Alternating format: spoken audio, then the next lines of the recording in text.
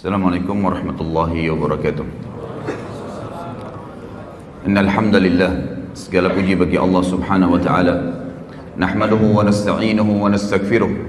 Hanya kepadanya kita memuji, meminta pertolongan serta bertaubat dari dosa-dosa kita. Wa na'udzu billahi min syururi anfusina, dan hanya kepada Allah pula kita meminta agar dijauhkan dari keburukan-keburukan diri kita. Wa min sayyiati a'malina, dan dari dosa-dosa yang pernah kita lakukan.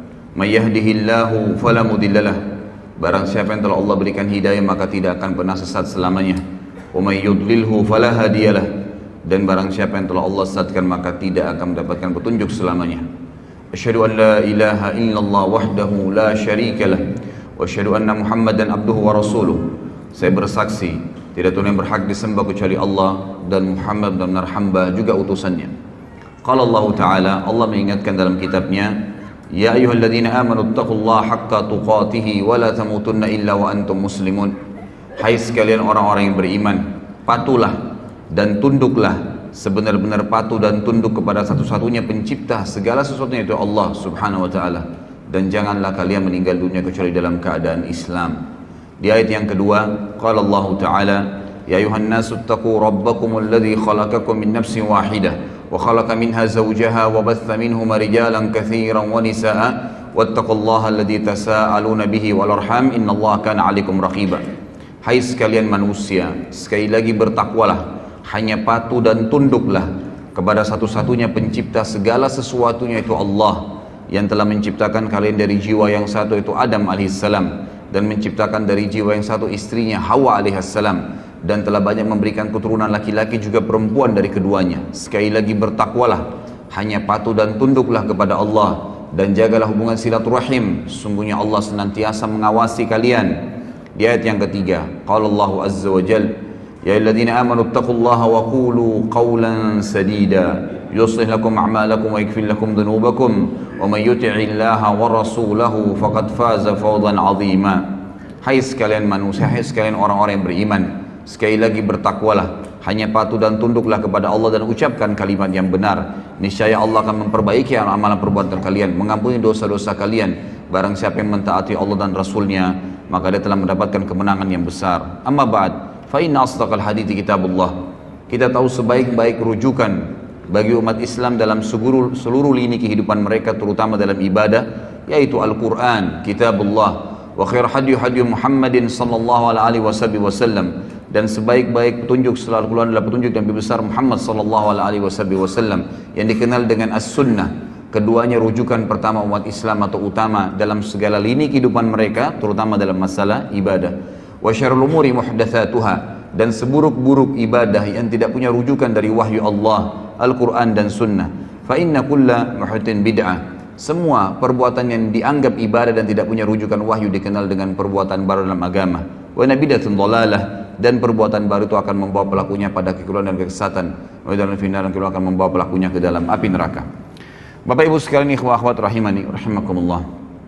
Tentu yang paling pertama yang layak kita ucapkan adalah segala puji bagi Allah yang telah memudahkan kita untuk berkumpul di rumahnya ini, dan juga untuk menghadiri majelis ilmu, serta sebagaimana sudah saya bahasakan kepada teman-teman panitia, insya Allah saya usahakan dengan izin Allah setiap bulan kita lowongkan, setiap bulan akan ada tablik akbar khusus untuk membahas tentang kisah-kisah sahabat Nabi. Dan ini memang pertemuan pertama kita membahas tentang sahabat yang termulia, yaitu Abu Bakar radhiyallahu anhu. Ada beberapa alasan kenapa saya memilih tema sahabat ini. Yang pertama, saudaraku, banyak sekali umat Islam yang tidak tahu, bahkan tidak pernah mau tahu siapa saja orang-orang yang telah sukses sebelum mereka, baik dunia maupun akhirat. Yang mereka pikirkan adalah orang-orang yang masih hidup bersama mereka, yang dianggap belum berhasil sebenarnya. Mereka baru berhasil di poin-poin tertentu, di substansial kehidupan, belum semuanya, gitu kan. Tapi ada orang-orang yang telah mendahului kita dari orang-orang saleh terlebih dahulu. Mereka sukses dunia, kaya raya, seperti figur Abu Bakar nanti akan kita jelaskan. Dia seorang pedagang, kalau anda mau bicara seorang pedagang, dan termasuk miliardernya Mekah. Beliau juga adalah seorang raja nantinya menjadi khalifah. Beliau seorang ayah yang sukses dan memiliki banyak anak serta 4 orang istri. Beliau juga radhiyallahu anhu yang memiliki banyak sekali kelebihan-kelebihan, termasuk tokoh masyarakat Mekah. Beliau adalah pejuang yang paling berani di medan perang. Beliau memiliki prinsip-prinsip hidup, gitu kan. Umur yang panjang sampai 63 tahun dan banyak sekali hal yang luar biasa dari kehidupan beliau sebagaimana akan kita tahu nanti. Dan akan banyak sekali kita akan ambil pelajaran dari kejadian-kejadian dari kehidupan beliau dan semoga Allah memberikan taufiknya untuk itu. Dan juga hal yang lain, saya akan bedah buku ikhwah dan akhwat sekalian. Bukunya adalah Ashabi Rasulullah sallallahu alaihi wasallam, ditulis oleh Syekh Mahmud Al-Misri. Allahu alam ya, setahu saya semenjak saya baca buku-buku tentang sahabat, saya temukan ini buku yang paling lengkap. Jadi kalau ada teman-teman yang berminat, saya sudah titipkan sama panitia, bisa mendapatkan di panitia. Bukunya ada 4 jilid ya, buku ini ada 4 jilid dan buku ini akan kita bedah setiap bulannya. Jadi kalau kesempatan sekarang kita akan bahas Abu Bakar, maka yang depan insya Allah mungkin Umar bin Khattab dan seterusnya, maka akan terus mengikuti buku ini. Jadi pun kalau ikhwah dan akhwat memilikinya, maka akan terus kita bedah sampai selesai 4 jilid dengan izin Allah subhanahu wa ta'ala. Saya ingin titik beratkan dalam metode penyampaian saya nanti ini, ya, bahasan ini, dan ini bahasan yang cukup panjang sebenarnya. Sejarah Abu Bakar radhiyallahu anhu ini bukan sejarah yang pendek, sejarah yang panjang, dan Allahu alam kita tidak tahu bisa selesai sampai duhur atau tidak. Maka perlu saya tekankan kepada teman-teman bahwasanya saya tidak fokus kepada tanya jawab nantinya, tapi saya akan fokus ke materi. Dan ini yang lebih penting dalam majelis ilmu. Jadi majelis ilmu itu yang dinomorsatukan adalah materi yang diterima, bukan pertanyaannya. Kalau Allah mudahin nanti di akhir waktu ada kesempatan untuk bertanya, alhamdulillah, gitu kan. Kalau tidak, maka bisa nanti menghubungi saya di luar materi ini seperti yang disampaikan oleh panitia. Setiap Rabu malam maghrib isya ada materi yang rutin saya sampaikan di masjid kita ini. Antara maghrib isya materi kitab Al-Kabair dan kemudian dilanjutkan tanya jawab sampai jam 9 malam, dan itu bebas Anda bertanya apa saja. Saya akan masuk dulu ke judul kita. Judul kita ini menggapai derajat Siddiq bersama Abu Bakar. Karena ada kalimat Siddiq yang saya terima atau yang saya titik beratkan pada saat saya sampaikan judul ke panitia, maka saya akan jelaskan dulu kalimat Siddiq itu sebelum masuk ke masalah siapa itu Abu Bakar dan apa yang kita bisa ambil dan kenapa beliau mendapatkan julukan Siddiq itu sendiri.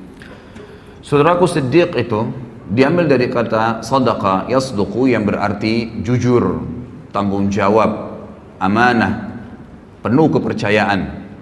Itu artinya.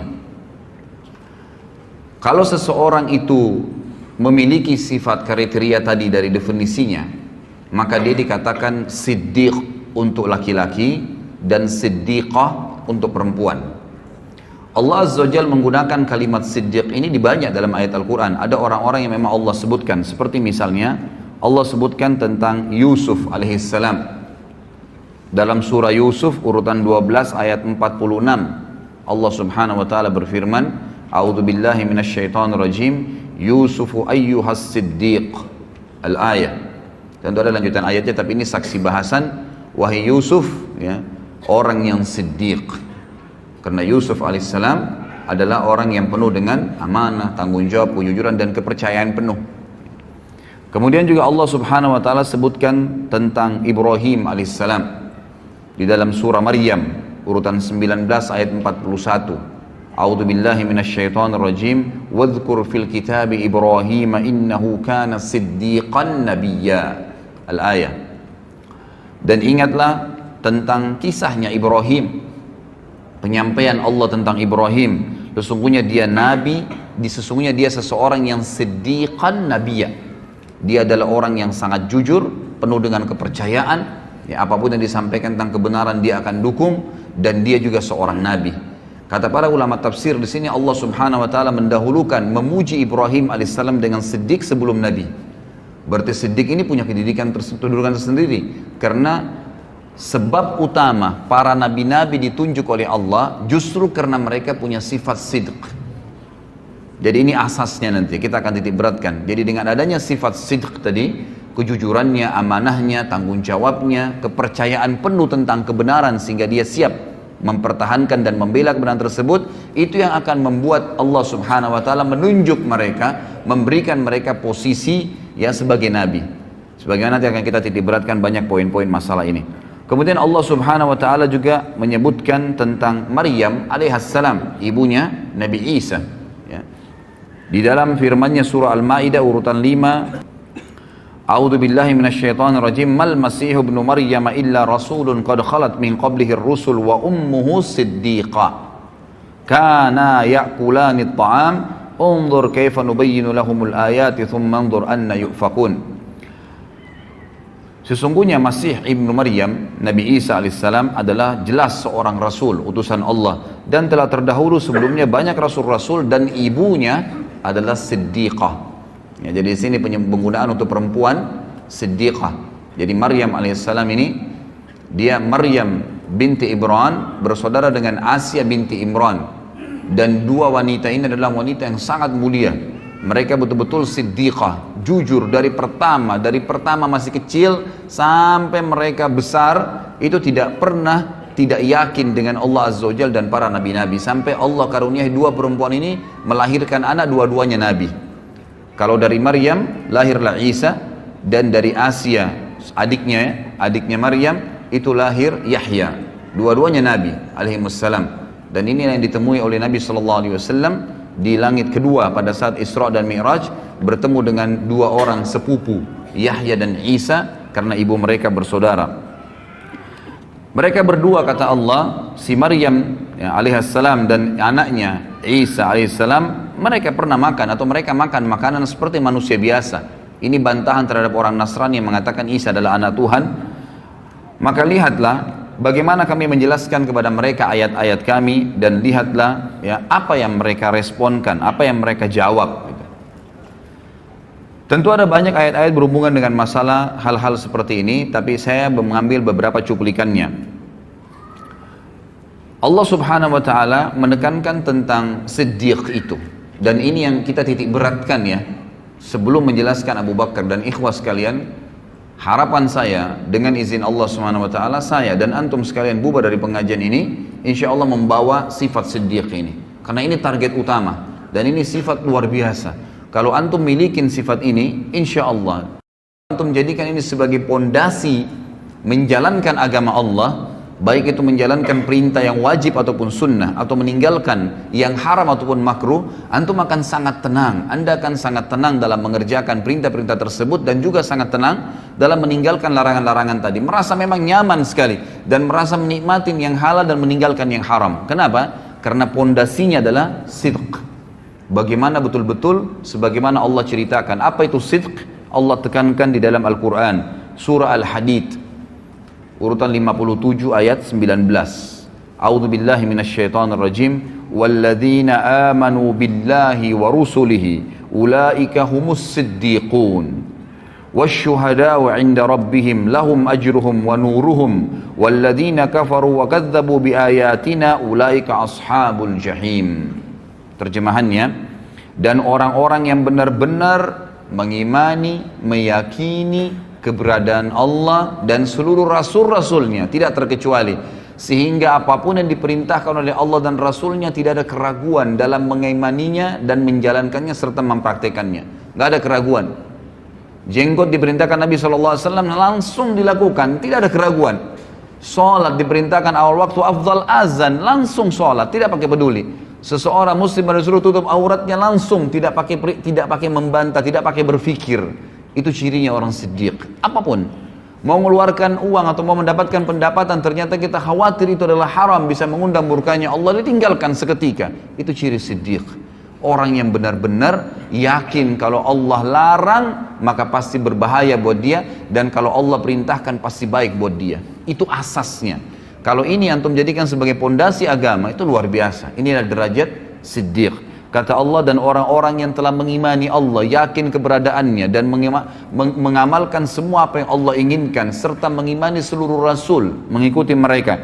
Mereka lah orang-orang yang siddiq, dan juga yang dianggap jujur, dan tadi ya, penuh dengan kepercayaan, dan juga mereka akan menjadi saksi-saksi di hadapan Tuhan mereka nanti, dan mereka akan mendapatkan cahaya yang sempurna Mereka akan mendapatkan pahala yang sempurna dan cahaya yang sempurna dari Tuhan mereka. Kata para ulama tafsir, cahaya ini adalah setiap orang melihatnya selalu merasa nyaman, selalu merasa dekat dengan Allah karena siddiqnya.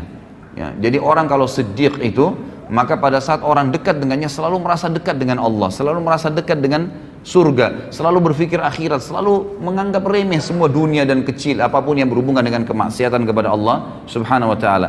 Dan sungguhnya orang-orang yang kafir sebaliknya, kafir kepada Allah dan Rasul-Rasul serta membohongkan ayat-ayat, gak ada surga, gak ada itu alam barzah. Siapa yang bilang orang kalau ibadah itu dapat pahala banyak, sekian gunung, sekian ini dan seterusnya? Siapa yang bilang orang kalau kena maksiat itu lalu dihukum oleh Allah? Subhanallah, saya kemarin tabligh akbar di Makassar, saya ngisi tema tentang kenalilah Tuhanmu kau akan bahagia. Pada saat saya jelaskan ikhwas sekalian, itu ayat atau hadis Nabi SAW tentang penciptaan langit, 7 lapis langit dan sampai Sidratul Muntaha, bagaimana besarnya Allah Azza wa Jalla, bagaimana besarnya singgasana. Itu ada yang bertanya, ya, mengatakan, dari mana anda mengetahui bahwasanya langit itu seperti itu tadi yang diceritakan, dan bagaimana bisa anda mengetahui ada Sidratul Muntaha, kemudian ada arsy-Nya Allah, dan Allah itu ada? Apakah anda pernah ke sana? Begitu pertanyaannya. Luar biasa ini. Lalu saya bilang, yang dari tadi saya jelaskan 2 jam ini tentang Allah Azza wa Jalla ada, Nabi SAW yang sampaikan, ayat-ayat Al-Quran. Apakah anda masih bertanya lagi, saya apakah pernah ke sana melihatnya? Sama saja dia mengatakan, saya tidak percaya, gitu kan? Ya kalau anda nggak percaya silahkan. Ini orang jelas lawannya siddiq tadi. Sidq itu apapun yang disampaikan oleh Allah dan Rasulnya, apapun, tidak mungkin kita ragu, nggak boleh ragu. Sebagaimana nanti kita akan ambil dari pelajaran Abu Bakar radhiyallahu anhu yang luar biasa dalam, memang orang nomor 1 dalam orang yang mendapatkan gelar siddiq dari umat Muhammad sallallahu alaihi wasallam. Kata Allah, dan orang-orang yang kafir tidak meyakini dan membohongi ayat-ayat kami, maka mereka lah penghuni api neraka. Sebaliknya, tambahan juga ikhwah dan akhwat sekalian rahimani rahimakumullah, bahwasanya orang yang mencapai tingkat siddiq ini adalah orang-orang nanti akan diberikan surga tertinggi di akhirat nanti. Sebagaimana Allah Subhanahu wa taala menjelaskan dalam surah An-Nisa urutan 4 ayat 69. A'udzu billahi minasyaitonir rajim. Wa may yuti'illaha war rasul fa ulaika ma'al ladzina an'ama Allahu 'alaihim minan nabiyyin was siddiqin wasyuhada'i was salihin wa hasuna ulaika rafiqa. Yang kurang lebih artinya, barang siapa yang mentaati Allah dan Rasulnya, semua yang Allah katakan dibenarkan, diamalkan, dipastikan tidak ada yang benar kecuali itu, dan juga diperintahkan oleh Rasulnya Muhammad SAW dipastikan benar, dan dia bangga dengan penampilan Islamnya, dengan makanan Islamnya, minuman Islamnya, ekonomi Islamnya, dengan politik Islamnya, semua dibenarkan, maka mereka lah orang-orang yang mendapatkan nikmat. Allah berikan nikmat dan Allah gabungkan mereka bersama dengan para nabi-nabi. Dan kata para ulama tafsir, nabi-nabi memiliki tempat di Firdaus, surga Firdausil A'la yang tertinggi. Lalu Allah SWT sebutkan, ya, selain nabi-nabi yang akan mencapai dari itu adalah orang yang datang setelah nabi, minan nabiyyin langsung was-siddiqin, dan orang yang membenarkan semua dan yakin serta bangga dengan itu. Memang kita bangga. Dan ini memang ikhwas sekalian, saya pilih tema ini luar biasa, saya dapatkan krisis kebanggaan muslimin sekarang terhadap agama mereka. Kita lihat seorang muslim tidak ada bedanya dengan orang kafir dari sisi pakaiannya, dari sisi cara bicaranya, tata bicaranya, makanan, jenis makanannya, usahanya. Berapa banyak orang subhanallah tidak bisa dibedain dari penampilannya antara muslimah dengan non muslim, muslim dengan muslimah. Padahal kalau kita datangkan seseorang Nasrani, laki-laki, kita berikan kepada dia kopi atau baju koko atau sebuah simbol Islam misalnya, pakaiannya. Kemudian kita datangkan seorang Nasrani laki-laki yang lain, lalu tanya dia agama apa orang itu, spontan dia akan mengatakan Muslim karena ada simbolnya. Kalau orang siddiq, dia yakin bahwasanya pakaian ini yang Allah katakan walibasut taqwa dzalika khair, ini pakaian yang ada simat, ada contoh, ada ciri ketakwaan adalah yang paling baik. Orang tahu, oh ini orang dekat dengan Allah. Dan saya yakin subhanallah, orang kalau menggunakan baju koko dengan kopiah, kalaupun ada perempuan nakal, ya, yang biasa mengganggu laki-laki, dia tidak akan berani mengganggu orang itu karena pakaiannya. Lalu kenapa kita lari dari pakaian itu? Gitu kan? Kita malah tidak bangga. Berapa banyak orang subhanallah muslimin, ya, atau kita datangkan misalnya perempuan Nasraniyah, Ya, suruh pakai jilbab 5 menit saja, panggil Nasrani ya perempuan yang lain, tanya orang itu agama apa, maka dia akan mengatakan itu muslimah. Ada simbol. Tapi syaitan menghiasi sebagian orang yang tidak punya sifat siddiqah, nggak ada sifat siddiqnya ini dalam dirinya, maka syaitan mengatakan untuk apa kau pakai jilbab? Maka tidak ada bedanya antara dia dengan wanita kafirah, sama saja. Cuplikan yang selalu dilihat, didengar oleh kupingnya, ditatap oleh matanya, semuanya berbau orang-orang non-muslim. Film-filmnya semua Hollywood, Bollywood, dan yang semua berhubungan dengan tontonan terhadap aurat, lagu-lagu yang menjauhkan dia dari Al-Quran, semuanya jauh, semuanya jauh. Cerita-cerita kosong, balas dendam, narkoba, mencuri istrinya orang lain, dan beragam macam hal, perselingkuhan dan seterusnya. Ini yang menjadi simbol di rumah orang-orang Islam sekarang. Tidak ada pengajian, tidak ada tilawah Al-Quran. Lalu kemudian mereka mau mengkhayal anaknya hafal Quran. Dari mana ikhwah dan akhwat sekalian? Dia sendiri gak pernah sentuh Al-Quran, gak pernah dengar ceramah di rumah. Antum berapa kali saya jelaskan dalam pengajian saya ikhwah. Ini masih kronologis semua ya. Saya bilang, kalau saya pribadi, kadang-kadang sehari di Jakarta, saya bukan membanggakan diri, cuma berbagi ya. Pada saat saya punya pengajian 4 hari, 4 kali jadwal sehari. Dari pagi kadang-kadang sampai malam ikhwah. Dari pengajian saya isi 2 jam, kemudian pulang menuju ke pengajian yang kedua. Di mobil itu sejam atau setengah jam, atau panggang 45 menit, atau kadang-kadang sampai 2 jam jaraknya. Itu saya dengarkan lagi ceramah, baik ceramah saya, baik tilawah Al-Quran, baik ceramah asatidzah, teman-teman da'i-da'i, atau saya dengarkan para masyayikh yang dari Saudi dalam bahasa Arab. Jadi saya tidak ada selah, tidak ada selang waktu di mana saya kosong gitu di mobil, atau saya lagi berzikir kepada Allah Subhanahu wa taala. Saya coba lakukan. Kemudian saya isi pengajian 2 jam lagi. Jeda lagi antara pengajian kedua dan ketiga juga saya dengarkan lagi ceramah. Itu luar biasa. Api iman dalam hati itu terus berkobar ikhwah. Kadang-kadang antum dari pengajian seperti ini keluar dari masjid, setan akan bisikin, tadi kan sudah pengajian, sekarang hiburannya musik. Dibisikin sama dia, antum iyahkan, begitu lemah, tidak sidq. Yakin ikhwah sekalian, kalau antum yakin di majlis ilmu bisa menambah iman, bisa mengingatkan kita kepada Allah Azza wa Jal, bisa membuat kita rindu dengan akhirat, bisa tahu tentang surga, bisa tahu tentang neraka, dan kita khawatir tentang neraka tersebut, lalu kenapa tidak sepanjang hidup kita seharian itu diisi dengan hal tersebut? Sayangnya rumah-rumah umat Islam sekarang ada Al-Quran itu kalau ada kematian, malah sebenarnya tidak ada Al-Quran dalam sunnah Nabi SAW dibaca pada saat kematian. Sebaliknya mereka lakukan hal tersebut dalam masalah ekonomi, riba, ya, gharar, semuanya, kezaliman, manipulasi yang dilarang oleh Nabi SAW, dilarang oleh agama, tapi dilakukan. Alasannya apa boleh buat Ustaz? Nggak ada jalan lain. Lalu antum depan Allah Azza wa Jalla juga akan katakan itu pada hari kiamat, pada saat dihisab, nggak ada jalan lain. Lepaskan diri dari situ. Ya, harus yakin dengan janji Allah Subhanahu wa taala. Ini akan kita titik beratkan 2 jam ke depan ikhwah, bagaimana memunculkan sifat siddiq dalam hati kita dan mempelajari dari orang yang nomor 1 dalam sifat siddiq, Abu Bakar radhiyallahu anhu, yang luar biasa dalam masalah seperti ini. Apapun yang Allah dan Rasulnya katakan tidak ada keraguan, pasti benar, dan itu menjadi simbol kehidupannya. Langsung, tidak ada keraguan dalam masalah itu.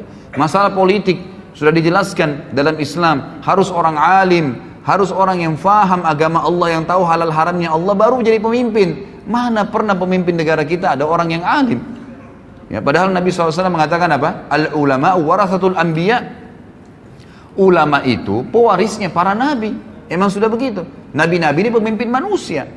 Sekarang kalau ada kiai, ada ustadz, ada dai, dicalonkan jadi presiden, disorotin oleh masyarakat. Untuk apa dai masuk di politik? Subhanallah. Lalu kalau bukan ustadz atau ada dai atau ulama yang memimpin anda, siapa yang akan pimpin anda? Orang-orang fasik seperti sekarang, yang membiarkan tempat kemaksiatan terbuka, pelanggaran-pelanggaran agama Allah dilakukan, riba merajalela, mencekik lehernya umat-umat Islam, anak-anak muslimah dan muslim kita yang akhirnya terbengkalai, dipaksanya ini dan dipaksakan itu, dan seterusnya, gitu kan? Maka ini keliru sekali. Bukankah Nabi SAW datang ke Madinah lalu menjadi pemimpin pada saat beliau datang dan beliau menobatkan diri menjadi raja sekalian Nabi di Madinah karena beliau adalah seorang yang paling alim, tahu halal haramnya Allah? Bukankah Nabi SAW wasiatkan Abu Bakar radhiyallahu anhu penggantinya setelah beliau adalah orang yang paling alimnya sahabat, paling tahu halal haramnya Allah? Bukankah Abu Bakar menulis wasiat pada saat mau meninggal mengatakan, aku meninggalkan wasiat yang manusia yang paling bertakwa sama Allah dan paling paham halal halalnya Allah adalah Umar bin Khattab? Bukankah Umar bin Khattab lalu menunjuk Uthman bin Affan? Bukankah Uthman dan masyarakat Madinah akhirnya menunjuk ya, masyarakat Madinah menunjuk Ali setelah itu karena dianggap orang yang paling alim setelah Uthman, dan seterusnya. Kita lihat bagaimana Khulafaur Rasyidin menunjukkan adalah ulama, ya. Apa kata Nabi SAW dalam hadis sahih riwayat Al-Hakim? Sayati umara'u sufaha. Akan datang nanti sepeninggalku adalah pemimpin-pemimpin yang sangat sufaha. Sufaha itu jamak daripada safih. Dan orang Arab ini ikhwah menyebutkan kata-kata safih itu kalau bodohnya super bodoh. Namanya. Kalau jahal itu artinya bodoh masih ada pinternya. Tapi kalau safih itu artinya bodoh yang tidak ada di tahu apa-apa. Orang yang tidak tahu, tidak ada informasi apapun dengan dia. Maka apa kata Nabi SAW? Akan datang pemimpin-pemimpin yang sufaha, yang bodohnya luar biasa. Kenapa Nabi SAW katakan bodoh? Beliau lanjutkan hadis yang mengatakan umara'u la yahtaduna bihaddi wa la yastannuna bisunnati. Pemimpin-pemimpin yang tidak akan pernah mengambil petunjuk dariku, nggak mau nunjuk petunjuk Nabi Muhammad SAW, tidak mau tahu halal haramnya Nabi SAW. Nabi SAW ya seorang Nabi Muslim, ya sudahlah, saya juga Muslim, tapi nggak hubungnya dengan politik saya. Subhanallah. Ya. Lalu siapa yang anda jadikan patokan? Belanda, Inggris, negara-negara Barat, orang-orang kafir yang kufur kepada Allah Subhanahu Wa Taala. Lahirlah sistem demokrasi yang akhirnya siapa yang paling banyak suaranya, siapa yang paling kuat, ya orang masanya maka dia yang menang walaupun dia bodoh. Subhanallah khalik, gitu kan. Ini luar biasa karena kita jahilnya, kita tidak tahu tentang apa yang diajarkan Nabi SAW dan kita tidak sidq, kita tidak mempercayai itu. Seakan-akan ragu, benar nggak Islam nih? Benar nggak Islam itu bisa ngatur politik? Padahal 1345 tahun kita memimpin dunia. Bagaimana anda masih ragu dengan masalah itu? Lalu kata Nabi SAW, wa yastannuna bisunnati, dan tidak pernah ngikutin sunnah-sunnahku. Kita lihat sekarang negara-negara Islam, jadi kacau balau, jadi gampang semuanya diobrak-abrik, jadi gampang tak naik pemimpin, ya tidak ada opsi lagi, ini atau itu, dua-duanya nggak baik, dua-duanya begini, karena anda tidak kembali kepada sistem yang sebenarnya. Allah Azza wa Jalla sudah tuntunkan di dalam kitabnya. Jadi kata Allah Subhanahu Wa Taala, dan orang-orang yang mentaati Allah dan Rasulnya dalam segala lini ikhwah, Al-Quran dan Sunnah di atas segalanya, Allah dan Rasulnya di atas segalanya, di atas politik, di atas ekonomi, di atas rumah tangga, di atas jabatan, di atas pendapatan, di atas segala-galanya. Itu baru dikatakan orang itu sidq, orang yang benar-benar yakin dan percaya penuh terhadap apa yang Allah dan Rasulnya turunkan. Barang siapa yang mentaati Allah dan Rasulnya, maka mereka lah yang akan bersama diberikan nikmat kepada nabi-nabi dan orang-orang yang siddiq, orang-orang yang terpercaya tadi, dan syuhada, orang yang mati syahid, wassalihin, dan orang-orang yang saleh, wa hasuna ulaika rafiqa, dan mereka lah sebaik-baik orang, ya, sebaik-baik orang. Baik ikhwas sekalian, sebelum masuk ke Abu Bakar juga, saya menemukan ada tema yang menarik dari buku ini. Sebelum jauh membahas masalah Abu Bakar radhiyallahu anhu, di sini ada disebutkan di buku ini. Nanti kalau anda memiliki buku ini atau antum memiliki buku ini, ada poin yang saya kemarin sempat terlintas membaca sepintas gitu. Lalu saya temukan memang ini poin yang tidak boleh luput dalam materi seperti sekarang kita ini.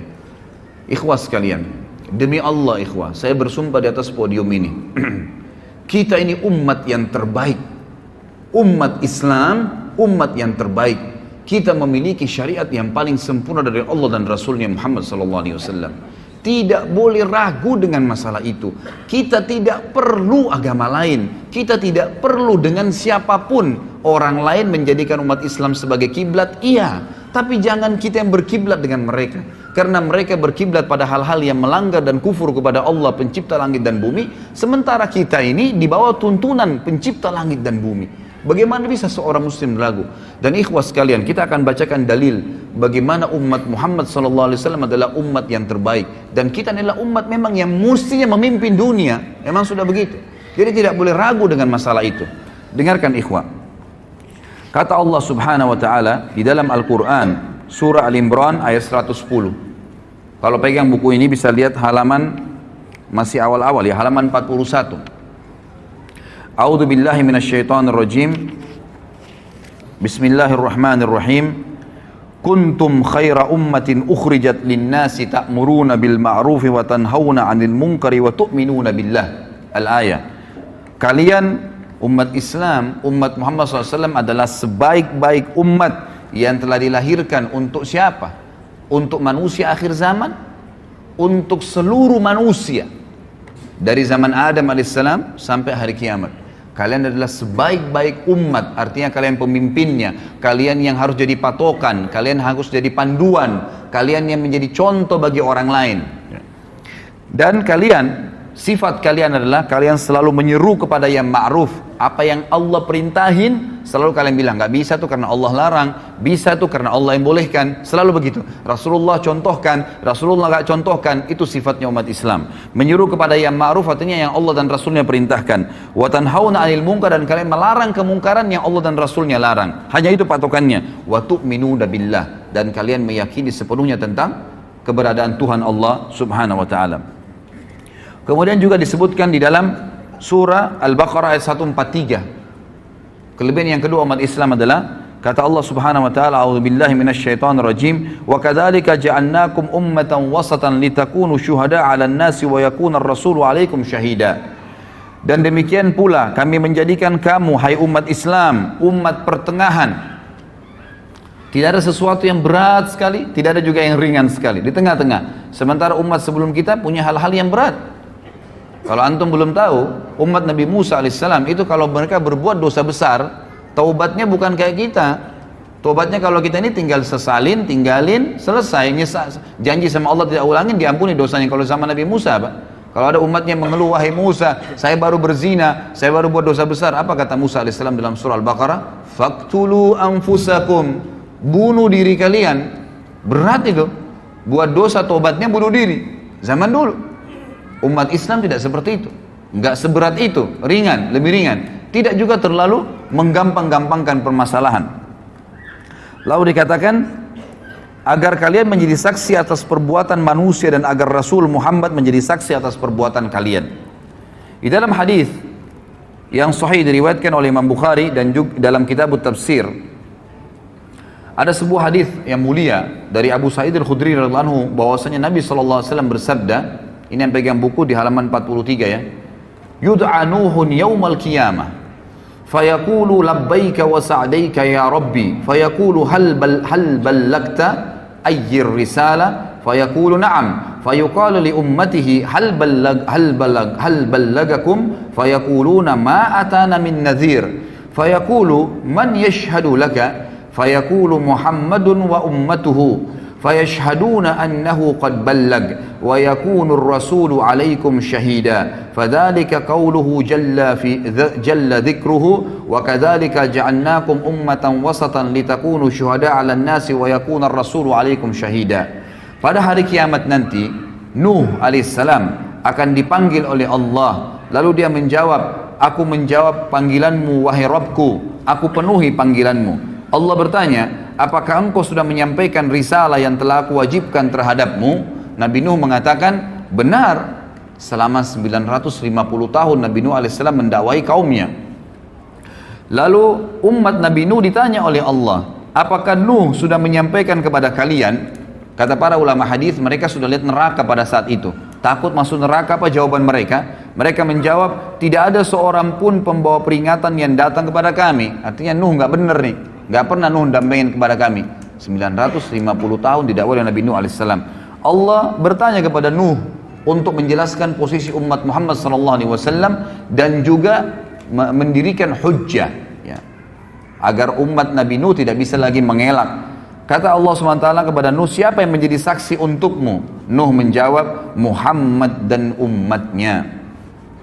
Maka umat Muhammad SAW pun semuanya datang, tidak terkecuali, bersaksi bahwa Nuh telah menyampaikan dan Rasulullah SAW menjadi saksi atas mereka sebagaimana Allah telah firmankan dalam Al-Quran. Dan demikian pula kami telah menjadikan kamu umat Islam, umat pertengahan agar kamu menjadi saksi atas perbuatan manusia dan agar Rasul Muhammad menjadi saksi atas perbuatan kalian.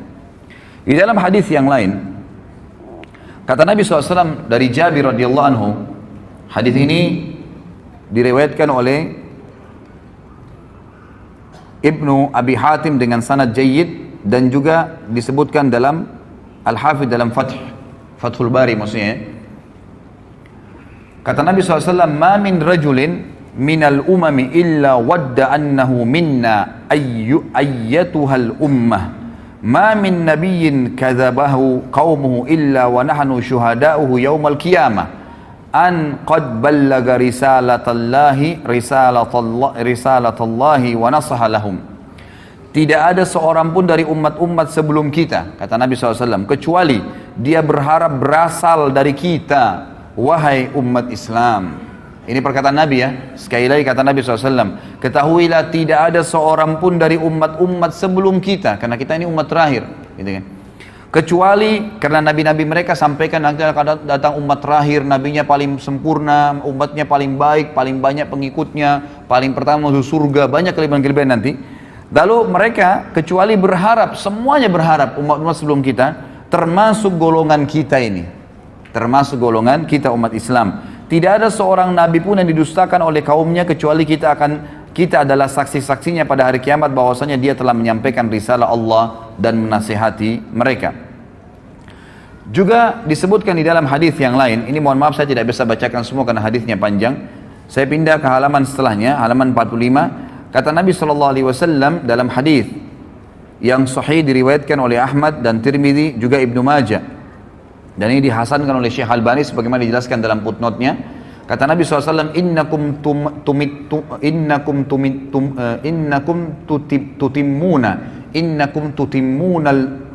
tutimmuna sab'ina ummah antum khairuha wa akramuha ala Allah. Sesungguhnya kalian akan melengkapi 70 umat. Ya, kata para ulama hadis maksudnya adalah ada 70 kelompok umat yang besar nanti pada hari kiamat, dan kalian adalah yang melengkapi yang paling banyak di antara 70 umat itu. Kalian adalah yang terbaik dan termulia bagi Allah. Di dalam hadis yang lain diriwayatkan oleh Ahmad dan Tirmidzi dari Anas dan Syekh Albani mengatakan atau mensahihkan hadis ini, kata Nabi SAW, mathalu ummati mathalul matar la yudra awwaluhu khairun am akhiruh. Umatku ibaratnya hujan, tidak diketahui mana yang paling baik, apakah yang pertama atau yang terakhirnya. Maksudnya apa? Semuanya baik. Umat Islam ini semuanya baik. Selama mereka amalkan agamanya, maka mereka adalah yang terbaik. Tidak ada bedanya antara satu dengan yang lainnya. Juga kata Nabi SAW di dalam hadis yang sahih riwayat Abu Daud, Tabarani dan juga Hakim, Nabi SAW bersabda, ummati hadhihi ummatun marhumatun laysa 'alaiha 'adzabun fil akhirah innama 'adzabuha fid dunyal fitan wazzalazilu wal qatlu wal balaya. Umatku ini adalah umat satu-satunya yang dikasihani oleh Allah, tidak ada azab atas mereka di akhirat. Maksudnya orang-orang ya yang umat Islam ini umumnya kata ulama hadis, sebelum mereka meninggal itu diberikan kesempatan untuk bertaubat, selalu diingatkan oleh Allah Subhanahu wa taala. Jadi betul-betul orang yang masuk ke neraka nanti dari umat Islam ini umat-umat yang betul-betul menyimpang, benar-benar tidak mau bertaubat, tidak mau kembali ke jalan Allah Subhanahu wa taala. Akan tetapi azabnya akan datang di dunia dalam bentuk fitnah-fitnah, gempa bumi, pembunuhan, mungkin mereka dibunuh oleh orang-orang lain, dan wabah penyakit. Kemudian di dalam hadis yang lain juga diriwayatkan Imam Muslim dari Abu Musa al-Asy'ari bahwasanya Nabi SAW bersabda, Inna Allah azza wa jal idza arada rahmata ummatin min ibadihi qabada nabiyyaha qablaha faja'alahu laha faratan wa salafan baina yadayha. Wa idza arada halakata ummatin azzabaha wa nabiyyuha hayyun fa ahlakaha wa huwa yanzuru fa aqarra aynahu bihalatiha hina kadzabuhu wa asaw amrah. Jika Allah azza wa jalla hendak merahmati suatu umat dari hamba-hambanya, niscaya dia mengambil atau mewafatkan nabinya sebelum mereka, seperti Nabi Muhammad SAW wafat sebelum para sahabat umumnya. Dia menjadikan Nabi tersebut sebagai pendahulu di hadapan mereka sehingga bisa dicontohin. Jika Allah hendak membinasakan satu umat, niscaya dia Allah menyiksanya sebelum Nabi mereka atau selama Nabi mereka masih hidup. Allah membinasakan mereka sedangkan Nabi mereka melihatnya. Seperti kasus Nabi Nuh, Nabi Lut, jadi dilihat. Dia membuatnya tenang dengan kebinasaan mereka manakala mereka mendustakan dan menyelisihi perintahnya. Kemudian juga kelebihan umat Muhammad SAW yang lain adalah hadis disebutkan oleh Ibnu Majah dan Baihaqi, disahihkan oleh Syekh Albani dari Abu Hurairah radhiyallahu anhu bahwasanya Nabi SAW bersabda, Inna Allah tajawaza li ummati amma tuwaswisu bihi suduruha atau suduruha ma lam ta'mal aw tatakallam bihi wa mastukriha alaih. Sesungguhnya Allah memaafkan umatku apa yang terbersit dalam hati mereka selama mereka belum melakukannya. Jadi kalau kita lagi sholat, kemudian ada bisikan-bisikan riya, bisikan apa saja, selama kita belum iyakan, maka tidak terhitung batal, gitu kan? Sebab semua ibadah pasti ada terlintas bisikan setan ya. Kita mau sedekah, tuh orang puji, itu orang ini. Kita lagi sholat tuh, indahkan ada teman di sebelah kamu, kamu dipuji. Kita lagi berdoa seperti itu. Selama kita nggak iyakan, maka tidak ada masalah. Tapi kalau kita sudah iyakan, baru terjadi riya itu, mendapatkan dosa. Seperti itu. Allah SWT memudahkan bagi umat ini seperti itu. Jadi Allah Subhanahu wa taala memaafkan umatku apa yang terbersit dalam hati mereka, maksudnya digoda oleh syaitan selama mereka belum melakukannya atau mengucapkannya, dan apa yang mereka dipaksa atasnya. Kalau dipaksa lakukan satu perbuatan, kalau tidak dia akan dibunuh. Seperti kasus Ammar bin Yasir, ya radhiyallahu anhu, pada saat ayahnya dan ibunya Ammar dan Sumayyah dibunuh oleh Abu Jahal, maka Ammar masih kecil, umurnya 7 tahun, 8 tahun. Ketakutan, disiksa sama Abu Jahal. Abu Jahal bilang, saya akan siksa kamu, saya tidak bunuh langsung sampai habis semua kulitmu, sampai kamu kesakitan luar biasa dan kamu mati tersiksa, kalau kau tidak kufur kepada Muhammad. Maka kata Ammar, baiklah, apa yang kau mau wahai Abu Jahal? Kata Abu Jahal, katakan saya kufur kepada ya risalahnya Muhammad, kufur kepada kenabian Muhammad. Maka Ammar mengatakan, saya kufur kepada risalahnya Muhammad. Lalu Abu Jahal tidak puas, lewatlah unta betina. Lalu kata Abu Jahal, saya tidak akan lepaskan kau kecuali kau katakan unta ini Tuhanku. Maka Ammar pun berkata, unta ini Tuhanku, baru dilepas. Ammar bin Yasir radhiyallahu anhu waktu lepas dari azab merasa menyesal, ya terbebani hatinya. Kenapa tadi nggak sekalian biarin aja saya disiksa? Lalu dia datang kepada Nabi SAW mengatakan, umur 7 tahun, 8 tahun ini luar biasa imannya. Lalu kata Ammar, ya Rasulullah, sambil nangis, bagaimana bisa ini? Saya tadi mengucapkan begini dan begitu ya Rasulullah, karena saya takut dibunuh. Kata Nabi SAW, wahai Ammar, kalau seandainya diulangin lagi kepadamu besok, ucapkanlah, selama memang bukan hatimu yang menginginkannya. Artinya memang dipaksa, gitu kan? Ini terlepas dari, ini adalah sebuah hal yang tidak dihukum bagi umat Muhammad sallallahu alaihi wasallam. Kemudian juga dikatakan oleh Nabi sallallahu alaihi wasallam di dalam hadis diriwayatkan oleh Ibnu Abi Asim dari Anas dan dihasankan oleh Syekh Albani dalam Sahihul Jami', kata Nabi SAW, Inna Allah Ta'ala kad ajara ummati min an tajtami ala dhalalah. Sesungguhnya Allah Ta'ala telah melindungi umatku sehingga mereka tidak bersepakat di atas kesesatan. Artinya selama mereka berpegang pada Al-Quran dan Sunnah, maka mereka insya Allah tidak akan sesat. Kemudian juga ya, di dalam hadis yang diriwayatkan oleh Imam Muslim dan Ahmad juga Nasai dari Hudzaifah radhiyallahu anhu, bahwasanya Nabi SAW bersabda, fuddilna ala nasi bi thalath, ju'ilat sufufuna ka sufufil malaika, wa ju'ilat lana al-ardu kullaha masjida, wa ju'ilat turbatuha lana tahura, idza lam najidil ma, wa u'titu hadhihi al-ayat min akhir suratil Baqarah min kanzin tahtal arshi lam yu'taha nabiyyun qabli. Kami diberikan umat Islam ini 3 keutamaan, kata Nabi SAW, atas semua manusia. Yang pertama, saf-saf kami dijadikan seperti safnya para malaikat. Nah, jadi memang pengaturan saf salat itu dianjurkan seperti safnya malaikat, sebagaimana sabda Nabi SAW kepada para sahabat dalam hadis Bukhari Muslim, tidakkah kalian mengatur saf kalian sebagaimana para malaikat mengaturnya? Lalu kata para sahabat, bagaimana malaikat mengatur saf mereka ya Rasulullah? Kata Nabi SAW, mereka menyempurnakan saf demi saf, setelah penuh baru pindah ke saf yang kedua, setelah penuh baru pindah saf ketiga, dan seterusnya. Yang kedua adalah seluruh bagian bumi ini dijadikan bagi kami sebagai masjid. Boleh dibangun masjid dimanapun tempatnya, selama tanah itu bukan tanah hasil rampasan atau yang haram, maka boleh dibangun masjid. Dan yang ketiga, debunya bumi ini dijadikan untuk kami sebagai alat bersuci jika kami tidak mendapatkan air. Bisa bertayamum dari mana saja, ya, debu yang ada. Dan diturunkan kepadaku ayat-ayat ini dari akhir surah Al-Baqarah, ya, dari perbendaharaan di bawah arsy-Nya Allah yang tidak diberikan kepada seorang nabi sebelumku.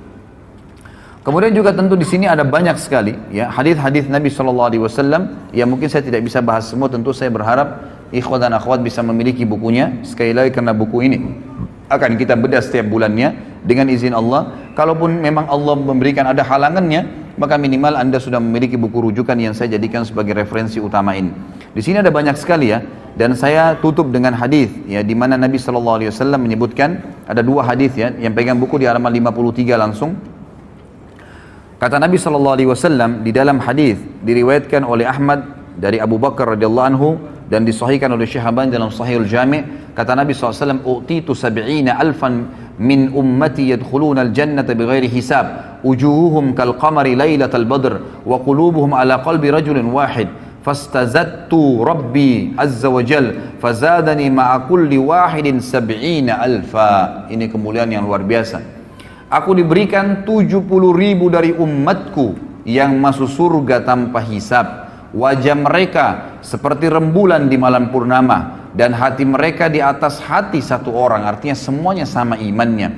Aku lalu meminta tambahan kepada Rabbku, maka dia Rabbku memberiku tambahan. Setiap satu orang dari 70.000 itu ditambahkan 70.000 orang yang lain, sehingga masing-masing mereka bisa membawa 70.000.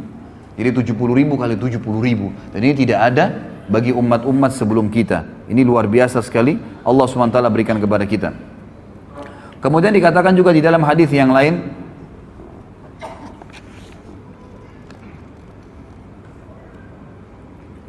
diriwayatkan di halaman 54 ya, footnote nomor 24, diriwayatkan oleh Ahmad, Tirmidzi dan Ibnu Majah dari Burairah radhiyallahu anhu, disahihkan oleh Syekh Albani sama di Sahih Jami'. Kata Nabi SAW, "Ahlul jannati ishruna wa mi'atu saf, thamanuna minha min hadhil ummati wa arba'una min sairil umam." Penduduk surga itu sebanyak 120 saf nanti jumlahnya, ya 120 saf. 80 darinya itu adalah dari umat ini.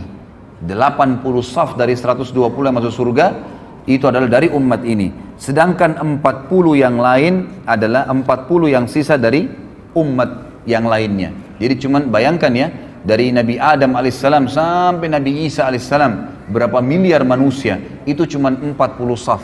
Sementara kita ini 80 saf yang masuk ke dalam surga pada hari kiamat. Kata ulama hadis, ini menandakan fadilah yang sangat besar, dan dijanjikan juga umat ini akan sangat banyak jumlahnya, akan sangat banyak pengikutnya. Baik, ini kurang lebih wacana, gambaran tentang pentingnya kita mengetahui kita adalah umat yang terbaik, ikhwah. Maka banggalah dengan agama Islam ini, jalani hidup ini, jadikan Islam sebagai tradisi, dan jangan balik. Garis bawahi kata-kata saya ini, jangan balik, jangan menjadikan tradisi sebagai Islam, nggak boleh. Tradisi, suku, adat, negara, habiskan semua, nggak ada. Bagi saya, karena saya Muslim, Islam yang menjadi tradisi hidup saya. Selesai. Maka kita punya standarisasi tradisi. Mau di Afrika, mau di Eropa, mau orang bule, mau orang hitam, mau orang Arab, mau orang Melayu, mau orang dari manapun, suku manapun, kalau kita bertemu dengannya maka akan sama semua perilakunya, pakaiannya, makanannya, minumannya, tutur katanya, akhlaknya, semua akan sama. Karena yang dijadikan tradisi adalah Islam. Itu yang dititik beratkan, ikhwah. Tidak usah lagi berpatokan dengan agama lain. Tidak usah berpatokan dan menjadikan idola orang-orang non-muslim. Kembalilah kepada orang-orang muslim. Dan kita akan lihat nanti figur pertama yang luar biasa pada hari ini. Kemudian saya kerucutkan bahasan juga sebelum Abu Bakar radhiyallahu anhu. Saya akan sebutkan, ikhwah, di antara umat Islam ini ada lagi orang-orang yang terbaiknya. Jadi tadi kita umat yang terbaik, ada juga di kalangan umat Islam ini orang-orang yang terbaik. Itulah para sahabat ridwanullahi alaihim, sahabat Nabi sallallahu alaihi wasallam, sahabat-sahabat Nabi sallallahu alaihi wasallam yang Allah SWT telah memberikan julukan mereka radhiyallahu anhum wa radu'an. Inilah imam-imam kita. Mereka lah ya panutan-panutan kita, idola-idola kita. Di buku ini ada lebih dari sekian puluh sahabat yang disebutkan, dan satu orang saja, ikhwan dan akhwat sekalian, kalau kita jadikan sebagai rujukan hidup kita, idola kita, sudah cukup untuk selamat dunia akhirat.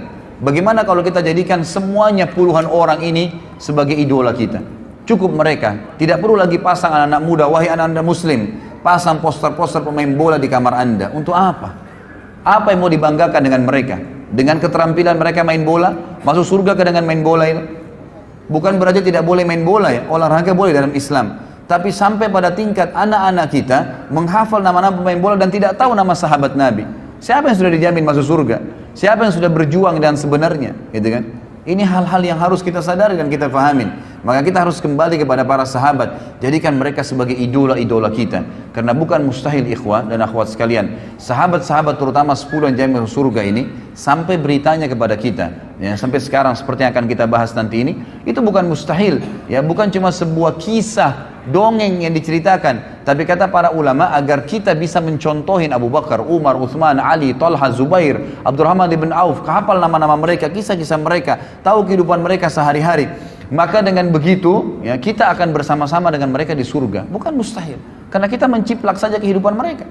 Itulah yang diinginkan oleh Allah Azza wa Jal melalui sejarah-sejarah mereka yang tetap Allah kekalkan, gitu kan. Dan subhanallah, syaitan-syaitan ingin menyesatkan manusia dengan mencaci maki, mengkafirkan para sahabat ridwanullah alaihim yang telah Allah pilih mereka. Nanti kita akan baca sebentar lagi fadilah dan keutamaan para sahabat. Sehingga di sini ikhwas sekalian, kita tidak butuh lagi panutan siapapun kecuali mereka setelah Nabi Muhammad sallallahu alaihi wasallam. Yang pertama ikhwas sekalian, disebutkan dalam buku ini, Allah Subhanahu wa taala menurunkan banyak sekali Al-Qur'an. Coba buka halaman 59 yang pegang bukunya. Sekali lagi ikhwah dan akhwat, kalau ingin memiliki bukunya ada di depan sama panitia ya. Yang jelas kita membahas di sini jilid pertamanya. Surah Al-Ahzab halaman 59 ayat 23. A'udzubillahi minasyaitonirrajim. Allah SWT mengekalkan dalam Al-Quran dibaca oleh setiap orang yang beriman tentang para sahabat. Ini ayat ini, satu ayat saja ini sudah cukup membantah orang-orang Syiah ini, yang betul-betul sampai berani mengkafirkan para sahabat. Apalagi figura yang kita bicara sebentar lagi tentang siapa dia. Kata Allah SWT, minal mu'minina rijalun sadaqu ma'ahadullah alaih, faminhum man qadha nahbahu wa minhum man yantadir wa ma baddalu tabdila. Di antara orang-orang mukmin, maksudnya para sahabat, ayat ini turun kepada para sahabat. Ada orang-orang yang menepati apa yang telah mereka janjikan kepada Allah. Maksudnya di sini ulama tafsir bilang mereka mati syahid. Mereka berusaha masuk medan perang supaya mati syahid dan Allah berikan apa yang telah Allah janjikan. Dan ada di antara mereka yang gugur dan ada pula di antara mereka yang masih menunggu ikut perang, belum mati, ikut perang yang kedua, terus begitu. Ya, karena yakin dengan apa yang Allah janjikan dengan mati syahid itu, dan mereka sama sekali tidak mengubah janjinya, maksudnya tidak berubah, tidak murtad, tidak ragu, tidak bimbang. Kemudian dalam surah Al-Bayyinah ayat 8 Allah Subhanahu wa taala mengatakan radhiyallahu anhum wa radu an. Allah Subhanahu wa taala ridha kepada mereka dan mereka pun ridha kepada Allah. Mereka pun ridha kepada Allah. Kemudian dalam surah Al-Fath ayat 18 Allah terus memuji para sahabat. Ikhwas sekalian, kalau Allah sudah ridha kepada seseorang, Rabbul Alamin, Tuhan alam semesta, siapa lagi yang kita mau jadikan panutan selain mereka? Yang diridhoi oleh atasannya, diridhoi oleh presiden dan rajahnya, diridhoi oleh keluarganya dan istrinya atau suaminya? Jauh sekali. Diridhoi oleh pencipta langit dan bumi, radhiyallahu anhum wa radu an. Allah sudah ridha kepada mereka semua sahabat. Di sini jamak, radhiyallahu anhum, tidak terkecuali, gitu kan? Waradu'an, dan mereka juga ridho dengan Allah, ridho dengan agama ini, mereka memilih itu. Kemudian juga dalam surah Al-Fatih ayat 18 halaman 60-nya, a'udzubillahi minasyaitonirrajim, kata Allah SWT, laqad radiyallahu 'anil mu'minina idh yubayyi'unaka tahta asy-syajarati fa'alima ma fi qulubihim fa'anzala as-sakinata 'alaihim wa athabahum fathan qariba. Sungguh Allah telah meridai orang-orang yang beriman. Siapa mereka itu? Sahabat di sini. Ketika mereka berjanji kepadamu, hai Muhammad. Siapa di antara kita pernah ketemu dengan Nabi SAW? Tidak ada. Yang pernah ketemu adalah para sahabat. Ayat ini turun kepada mereka. Kata Allah SWT, sungguh Allah telah meridhahi orang-orang mukmin ketika mereka berjanji setia kepadamu, hai Muhammad, di bawah pohon. Dia mengetahui apa yang ada dalam hati mereka. Maksudnya Allah tahu hati-hati para sahabat yang bersih dari kekufuran. Lalu dia Allah memberikan ketenangan atas mereka dan memberikan balasan kepada mereka dengan kemenangan yang dekat.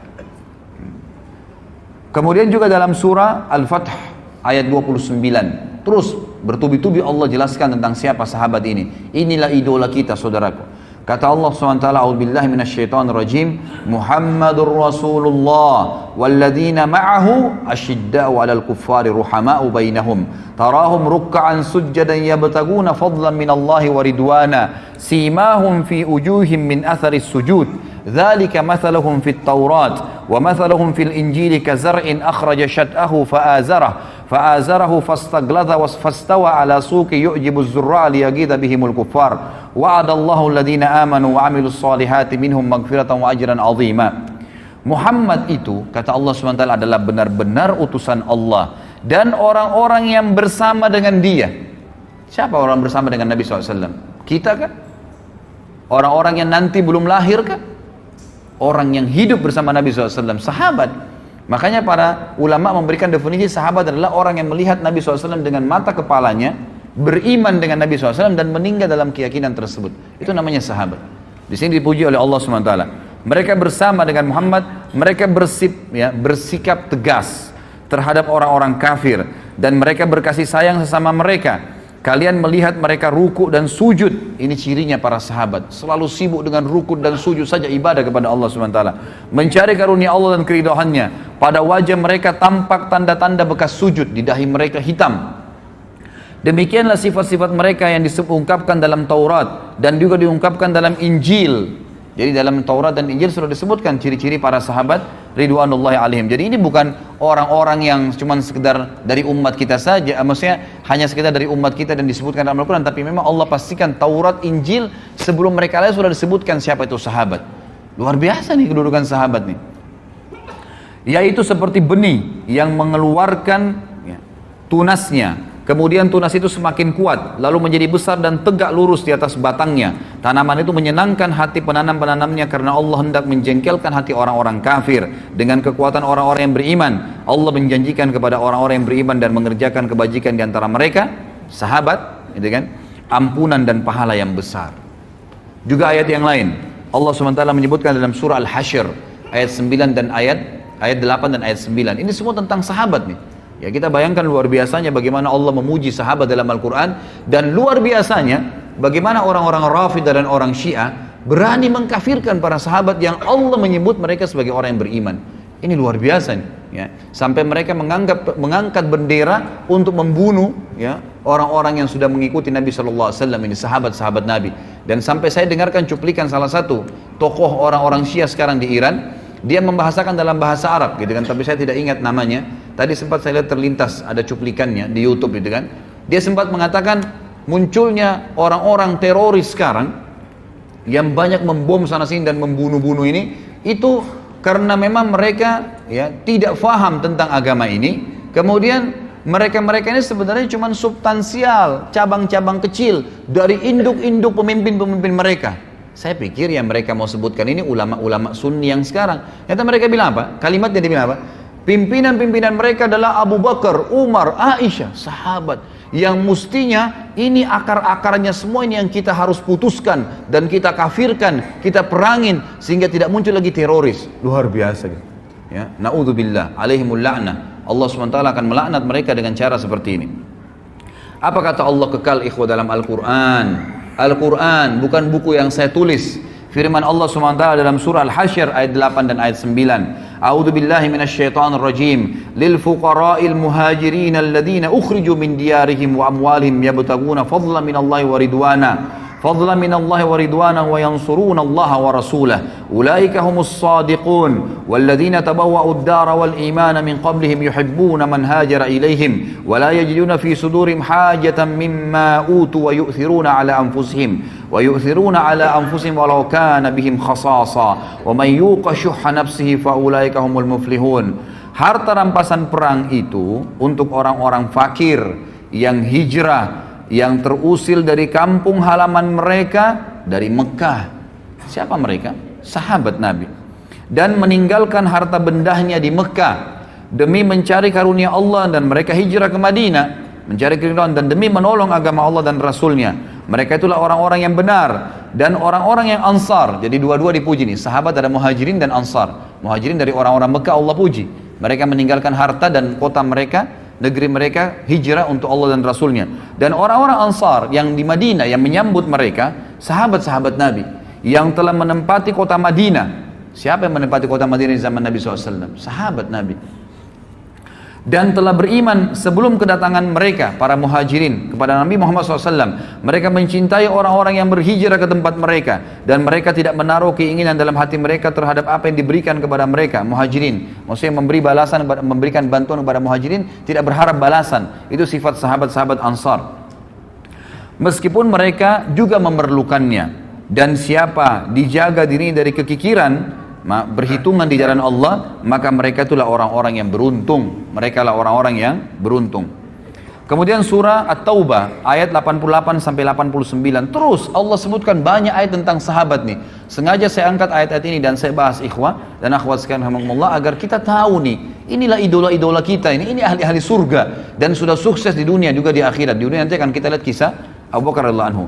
Kata Allah SWT At-Taubah 88-89, a'udzubillahi minasyaitonir rajim, lakinir rasul walladzina amanu ma'ah jahadu bi amwalihim wa anfusihim wa ulaika lahumul khairat wa ulaika humul muflihun a'addallahu lahum jannatin tajri min tahtiha al-anharu khalidina fiha dzalikal fawzul azim. Tetapi Rasul dan orang-orang yang beriman bersama dia, beriman kepada Nabi Muhammad sallallahu alaihi wasallam, sahabat, mereka berjihad dengan harta dan jiwa. Mereka itu memperoleh kebajikan. Mereka itulah orang-orang yang beruntung.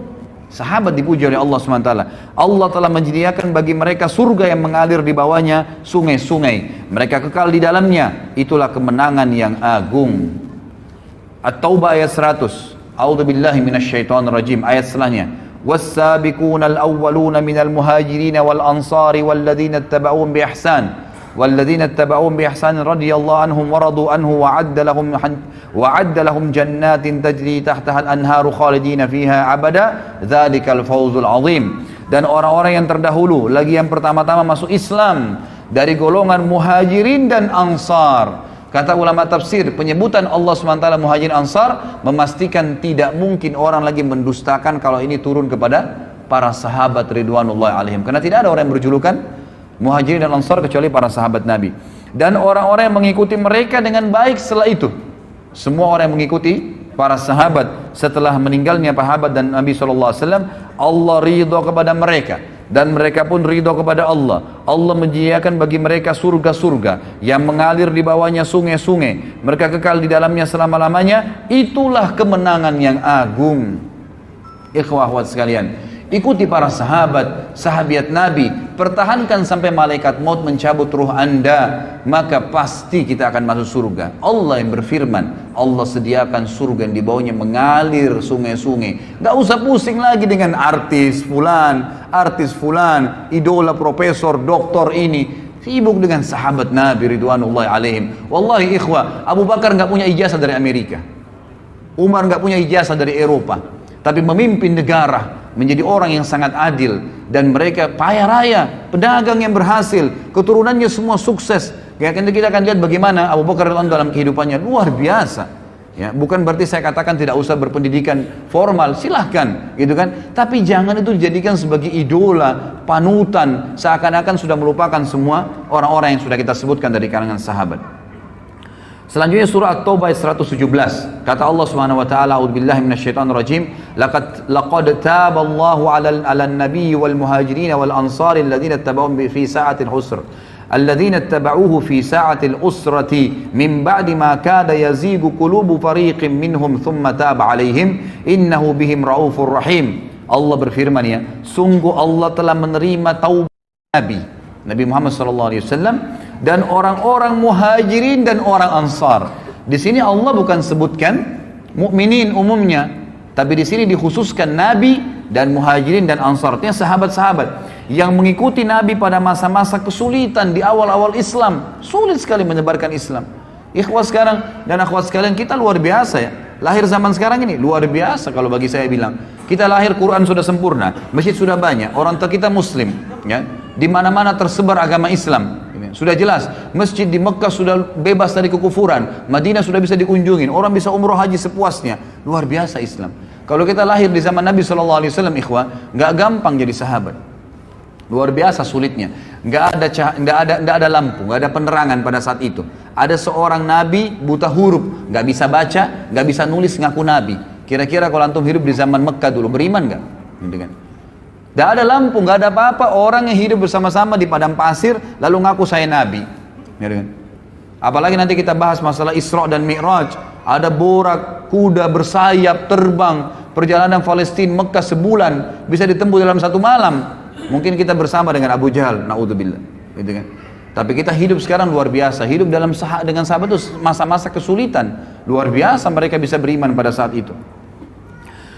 Setelah hati segolongan dari mereka hampir berpaling, kemudian Allah menerima taubat mereka. Sungguhnya Allah Maha Pengasih lagi Maha Penyayang terhadap mereka.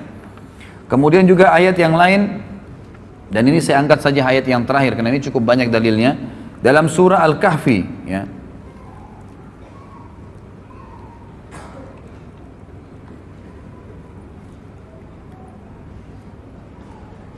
Baik, saya pilih ayat yang lain ya. Kita cari ayat yang kira-kira ayat Al-Imran terakhir ya. Al-Imran di halaman 65 ayat 172 174. A'udzu billahi minasyaitonir alladzina istajabu lillahi war rasuli min ba'di ma asabahumul karh lilladzina ahsanu minhum wattaqau ajrun 'adzim. Alladzina qala lahumun nasu innan nasa qad jama'u lakum fakhshawhum fazadahum imana wa qalu hasbunallahu wa ni'mal wakil fanqalabu bi ni'matin minallahi wa fadlin lam yamsashum su'un wattaba'u ridwanallah wallahu dzu fadlin 'adzim. Orang-orang yang mentaati perintah Allah dan Rasul Muhammad SAW setelah mendapatkan luka dalam perang Uhud. Siapa yang hadir di perang Uhud? Kita kan? Para sahabat Nabi.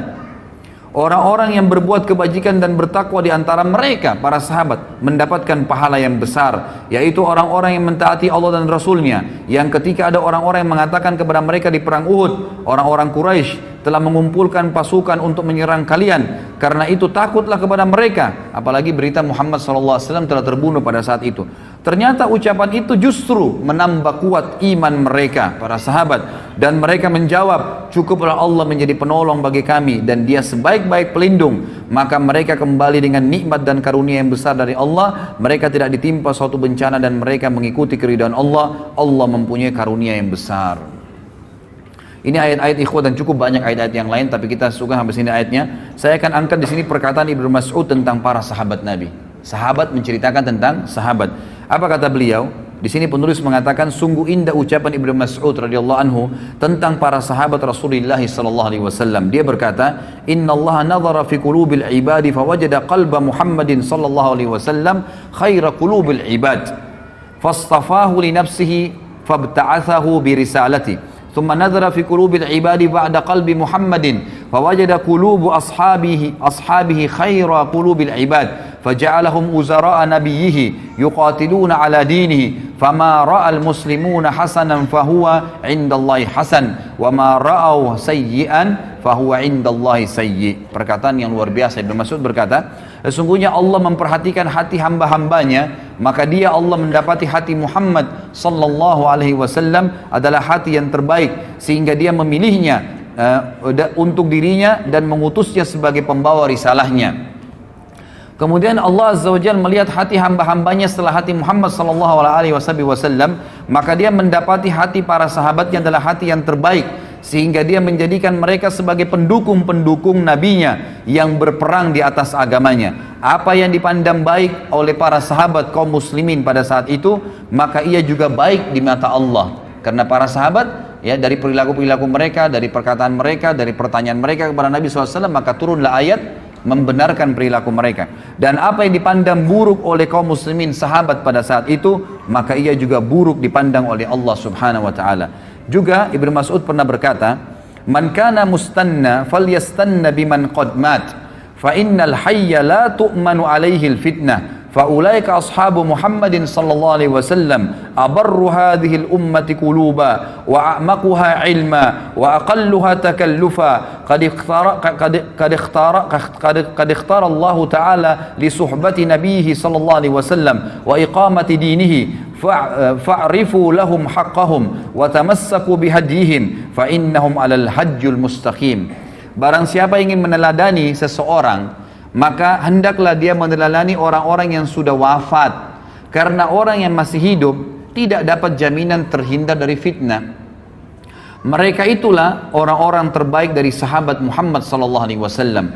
Umat ini yang paling mulia hatinya, dari umat Muhammad ini para sahabat yang paling mulia hatinya, paling mendalam ilmunya, dan paling sedikit memaksakan ya dirinya, maksudnya di sini memaksakan diri dalam hal-hal duniawi. Allah Ta'ala telah memilih mereka untuk menjadi sahabat-sahabat Nabi-Nya Sallallahu Alaihi Wasallam dan menegakkan agamanya, dan kenalilah, maka oleh karena itu kenalilah hak-hak mereka dan berpeganglah kepada petunjuk-petunjuk mereka, karena mereka berada di atas jalan yang lurus. diriwayatkan oleh Ibnu Abdul Bar dalam Jami' Bayan Ilm wa Fadli, dan juga disebutkan melalui jalur Qatadah dan Ibnu Mas'ud, diriwayatkan, dan Syekh Albani mengatakan, ya, dikatakan ini adalah hadis yang sahih. Ini kurang lebih gambaran tentang para sahabat. Tentu masih ada lagi fadilah-fadilah dan bisa dibaca dari halaman 67. Itu terlalu banyak, ya, terlalu banyak hadis-hadis di sini yang disebutkan oleh Nabi sallallahu alaihi wasallam. Saya akan angkat, mohon maaf, ada satu lagi hadis di sini di halaman 70, ya, di mana Nabi sallallahu alaihi wasallam bersabda tentang para sahabat beliau. Tentu ini banyak dalil yang belum saya baca, ya, karena melihat waktu saja. Hadis yang diriwayatkan oleh Imam Muslim dan Ahmad juga, ya, banyak disebutkan oleh imam-imam yang lain, di mana Nabi sallallahu alaihi wasallam bersabda tentang sahabat, "An-nujumu amanatun lis-sama', fa idza dhahabat an-nujum atas sama'u ma tu'ad, wa ana amanatun li ashabi, fa idza dhahabat ata ashabi ma yu'adun, wa ashabi amanatun li ummati, fa idza dhahaba ashabi ata ummati ma yu'adun." Bintang-bintang adalah penjaga bagi langit. Artinya selama bintang ada di langit, maka orang bisa tahu yang terang langit itu. Jika bintang lenyap, maka akan datang kepada langit apa yang dijanjikan. Kalau Allah sudah angkat bintang-bintang itu, maka langitnya akan kiamat. Aku adalah penjaga bagi para sahabatku. Jika aku pergi wafat, maka akan datang kepada para sahabatku apa yang dijanjikan kepada mereka. Artinya akan ada, ya, sahabat akan menyebar dan akhirnya mereka juga akan menemukan beberapa kendala, tapi mereka tinggal kembali kepada panduan Nabi sallallahu alaihi wasallam. Sahabat-sahabatku adalah penjaga bagi umatku. Jika sahabat-sahabatku telah pergi wafat, maka akan datang kepada umatku apa yang dijanjikan kepada mereka. Artinya mereka akan berselisih kalau mereka tidak mengikuti para sahabat ridwanullahi alaihim. Juga di sini halaman 71 nanti ikhwah bisa baca, ini hadis juga yang agung, bahwasanya banyak fakta sejarah disebutkan di dalam banyak sekali hadis riwayat Muslim, ya, hadis riwayat Bukhari, banyak disebutkan hadis-hadis di mana pernah terjadi peperangan. Sering kali terjadi peperangan di zaman Nabi SAW meninggal, kemudian pemimpin perang berkata kepada pasukannya, apakah ada di pasukan kita ini yang pernah menjadi sahabat Nabi? Maka mereka mengatakan ada, si fulan dan si fulan. Maka Allah memberikan kemenangan karena keberadaan sahabat itu. Kemudian dalam peperangan yang lain berkata juga pemimpin-pemimpin, setiap peperangan di zaman tabi'in mereka berkata, adakah sahabat yang ikut? Oh, ada si fulan masih hidup di pasukan. Maka Allah berikan kemenangan lagi karena adanya sahabat. Lalu setelah itu, setelah para sahabat meninggal semua, lalu terjadi peperangan, pernah terjadi fakta lapangan, para tabi'in berkata, ya, seorang pemimpin perang pernah berkata, apakah ada orang di antara kalian yang pernah menemani sahabat Nabi? Maksudnya menjadi sahabatnya Nabi, tabi'in. Maka berkata mereka, ada si fulan dan si fulan. Maka Allah pun memberikan kemenangan justru karena ada di situ muridnya para sahabat ridwanullahi alaihim. Jadi di sini kita bisa lihat bagaimana Allah Azza wa Jalla memberikan kemenangan-kemenangan untuk, ya, pasukan-pasukan jihad karena adanya para sahabat ridwanullahi alaihim. Ini kurang lebih kronologisnya ikhwas sekalian, dan memang agak panjang tadi saya sampaikan agar memang kita menyadari tentang pentingnya kedudukan kita umat Islam dan juga pentingnya kedudukan para sahabat ridwanullahi alaihim. Sekarang kita masuk ke inti bahasan tentang umat nomor satu, ya, atau dari umat ini yang nomor satu, yang dinomorsatukan oleh para ulama, ya, ulama sunni semua sepakat mengatakan umat atau orang yang paling terbaik dari umat Muhammad sallallahu alaihi wasallam setelah Nabi Muhammad adalah Abu Bakar radhiyallahu anhum. Saya akan mulai ikhwah. Abu Bakar ini beliau berada atau berasal dari suku yang masyhur, ya.